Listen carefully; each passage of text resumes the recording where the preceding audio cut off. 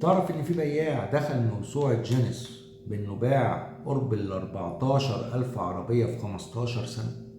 تعرف إن هو باع في سنة واحدة 1425 عربية، يعني تقريبا 4 عربيات يوميا؟ هل الرقم ده ممكن حد يستوعبه، إن بني آدم يبيع يوميا 4 عربيات؟ الراجل ده اسمه جوجر. الراجل ده لما سألوه قال لهم أنا ماليش دعوة بالنظريات المعقدة بتاعتكم وبريتو والكلام ده، أنا ليا قانوني الخاص. ايه هو قانونه الخاص؟ الراجل ده كان من الناس المجامله جدا، فكان بيروح جنازات كتير، فلقى تقريبا ان حجم الجنازه بيكون في متوسط ال 250 شخص، فقال لك يبقى كل بني ادم في حواليه دايره بتحبه وتثق في كلامه في حدود ال 250 شخص. فانا لو كسبت بني ادم فانا بكسب من وراه 250 عميل محتمل، ولو خسرت بني ادم فانا بالتبعيه بخسر وراه 250 عميل محتمل. واشتغل على النظام ده